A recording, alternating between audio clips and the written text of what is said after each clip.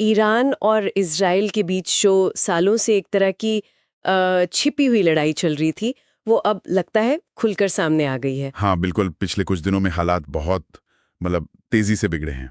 तो आज हम इसी बढ़ते टकराव पर थोड़ी गहराई से बात करेंगे, हमारे पास जो स्रोत है उनके आधार पर। जी। कोशिश यही रहेगी कि समझें कि ज़मीन पर असल में क्या हो रहा है, क्यों हो रहा है और इसके मायने क्या हो सकते हैं। हाँ, और अभी की ताज़ा स्थिति क्या है? 16 जून 2025 तक। देखिए, 16 जून तक तो यही खबर है कि दोनों तरफ से मिसाइल और हवाई हमले वो लगातार जारी हैं, रुके नहीं हैं। ये वाकई चिंता की बात है। ये जो हमले हो रहे हैं लगातार, ये कितने गंभीर हैं? सूत्रों से क्या पता चल रहा है? स्थिति काफी गंभीर है, लगातार हमले हो रहे हैं और इसकी आप कह सकते हैं बड़ी मानवीय कीमत भी चुकानी पड़ रही है। अच्छा। जैसे कि हाँ, ईरान में कम से कम 224 लोगों की मौत की खबर है और इनमें ज्यादातर आम नागरिक बताए जा रहे हैं और घायलों की संख्या तो 1200 से भी ज्यादा है। ओह, और इजराइल की तरफ? इसराइल में भी नुकसान हुआ है। वहां 21 से 24 मौतें हुई हैं और 300-400 से ज्यादा लोग घायल हुए हैं। तो नुकसान दोनों तरफ है। और ये हमले निशाना किसे बना रहे हैं? सुनने में आ रहा है कि इजराइल ने ईरान के परमाणु ठिकानों को भी निशाना बनाया है। जी हाँ, बिल्कुल। नातांज और इस्फहान जैसे परमाणु ठिकानों पर हमले हुए हैं। इसके अलावा सैन्य ठिकाने, कमांड सेंटर, यहाँ तक कि ऊर्जा संयंत्र भी निशाने पर रहे हैं। और कुछ खबरें ईरान के बड़े अधिकारियों के मारे जाने की भी थी, IRGC के। हाँ, ये भी रिपोर्ट्स हैं कि ईरान के रेवोल्यूशनरी गार्ड कॉर्प्स यानी IRGC के इंटेलिजेंस चीफ मोहम्मद काजिमी जैसे बड़े अधिकारी भी इन हमलों में मारे गए हैं। इसे इजराइल का व्यापक हमला कहा जा रहा है। व्यापक हमला और एक ऑपरेशन स्पाइडरवेब का भी जिक्र था, ये क्या है? हाँ, ये एक दिलचस्प बात सामने आई है। कथित तौर पर ये एक रणनीति है जिसमें आम नागरिक गाड़ियों में हथियार छिपाकर शायद एयर डिफेंस सिस्टम को धोखा देने या नाकाम करने की कोशिश की गई। अच्छा, ये तो युद्ध की नई तकनीक लगती है। बिल्कुल। अब इसके जवाब में ईरान ने क्या किया?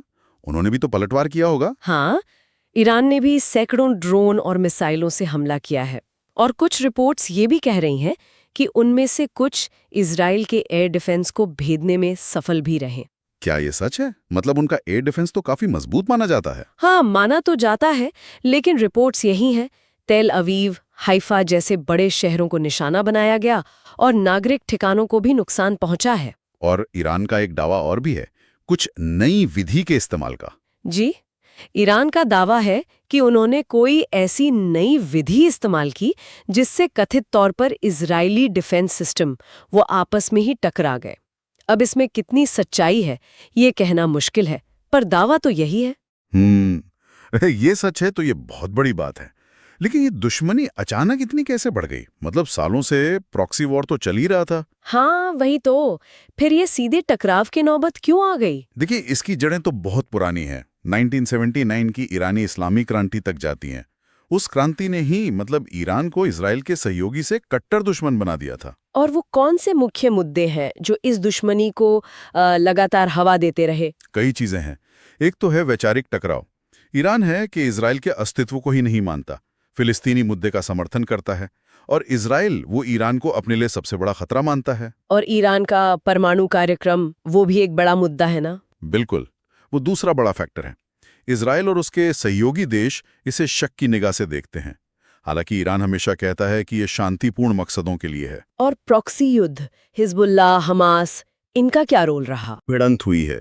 इसका तात्कालिक कारण बना 7 अक्टूबर 2023 का हमास का हमला। अच्छा, उसके बाद की इजरायली कार्रवाइयां? जी, और फिर उसमें ईरान के जो दूसरे सहयोगी गुट था वो भी शामिल हो गए और धीरे धीरे मामला यहाँ तक पहुँच गया कि इजराइल ने सीधे ईरान पर हमला कर दिया। इस सीधे टकराव के अब दूरगामी परिणाम क्या हो सकते हैं? क्या ये डर है कि पूरा मध्य पूर्व एक बड़े युद्ध की चपेट में आ सकता है? देखिए, आशंका तो है ही। मध्य पूर्व निश्चित रूप से एक नए और ज्यादा खतरनाक दौर में पहुंच गया है। क्षेत्रीय युद्ध का खतरा तो बना हुआ है। और नातांज पर हमले के बाद परमाणु सुरक्षा को लेकर भी चिंताएं थी। हाँ, वो चिंताएं उठी थी, लेकिन अंतर्राष्ट्रीय परमाणु ऊर्जा एजेंसी IAEA ने कहा कि हमले के बाद वहां बाहरी रेडिएशन का स्तर सामान्य था, तो वो एक राहत की बात थी। लेकिन दुनिया पर तो असर पड़ रहा होगा। बाजार, तेल की कीमतें। हाँ, असर तो दिख रहा है। तेल की कीमतों और शिपिंग रूट्स को लेकर चिंताएं बढ़ गई हैं अंतर्राष्ट्रीय स्तर पर भी। अमेरिका ने जैसे कहा कि इजराइल के शुरुआती हमलों से उसका लेना देना नहीं था, पर साथ ही ईरान को चेतावनी भी दी। तो अभी क्या लग रहा है, क्या दोनों पक्ष पीछे हटने को तैयार हैं या ये खिंचाव जारी रहेगा? कम से कम अभी तो ऐसा ही लग रहा है। जो जानकारी है उसके हिसाब से दोनों ही पक्ष फिलहाल तनाव कम करने के मूड में नहीं दिख रहे, बल्कि इसे जारी रखने को तैयार हैं। तो कुल मिलाकर सालों की जो वो शैडो वॉर थी, वो अब खुले संघर्ष में बदल चुकी है। इसकी भारी मानवीय कीमत चुकानी पड़ रही है। दोनों तरफ से नई नई युद्ध रणनीतियां अपनाई जा रही हैं और इसका इतिहास, इसकी वजहें गहरी हैं और इसके परिणाम क्षेत्रीय और वैश्विक स्तर पर चिंताजनक है। बिल्कुल सही कहा आपने, और ये स्थिति एक अहम सवाल भी खड़ा करती है जिस पर आगे सोचना होगा। क्या सवाल? यही कि जब ये शैडो वॉर खुलकर सामने आ गया है, तो इसमें जो प्रॉक्सी गुट थे, हिजबुल्लाह, हमास जैसे, उनकी भूमिका अब कैसे बदलेगी? क्या वो इस संघर्ष को नियंत्रित करने में मददगार होंगे या फिर इसे और भड़काने का जरिया बनेंगे? ये एक ऐसा पहलू है जिस पर आने वाले वक्त में नजर रखनी होगी।